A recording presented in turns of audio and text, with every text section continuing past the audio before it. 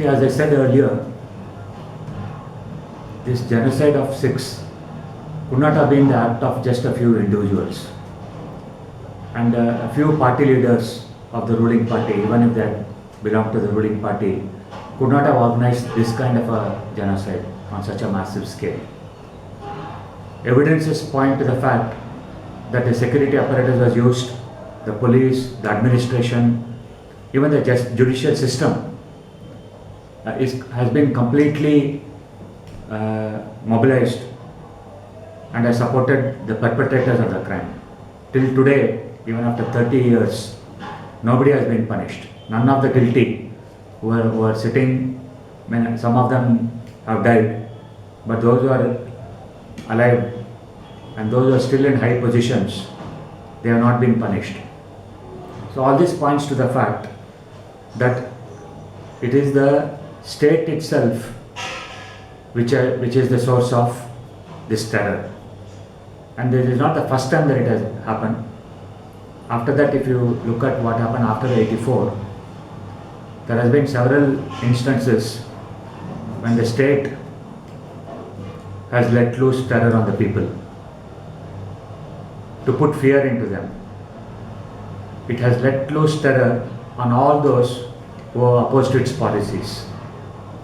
And not only that, whenever there has been contradiction within the ranks of the ruling class, then they have tried to sort it out by unleashing terror on the people. Repeatedly the state has unleashed terror on the people. So we saw that in 92-93 with the demolition of the Babri Masjid and the killings that took place in Mumbai. Again we saw in 2002 in Gujarat. We saw the same thing in the Nelly massacre in Assam, and we saw the same thing in the murder of people of Christian faith in Odisha. So all this point to the fact that state terror has become one of the most preferred weapons in the hands of the ruling class to stabilize the rule and to sort out contradictions within their ranks. Particularly if you look at the events around that time in 1984, we can see that India was poised at a particular point. There was a talk about liberalization and globalization and privatization. So there were a lot of plans being made of how India can become a big superpower, of how the economic orientation can be changed from the old Nehruvian socialist pattern.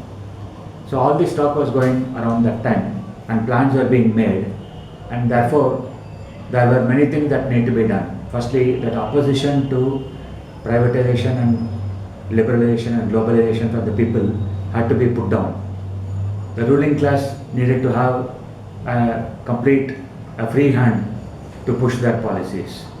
So this required that state terror be unleashed on a large scale, and that is what they did. Because immediately after 1984, they pushed ahead with the reforms, and from 1991 formally launched the reforms. And a lot of preparatory work was done even during Rajiv Gandhi's regime after 1984. So all this point to the fact that it was a state organized terror, an act of state organized terror, and this is not the first time that the state is using it. It has used it consistently again and again, and it has now become the most preferred weapon in the hands of the ruling class to stabilize its rule and to continue to perpetuate its rule.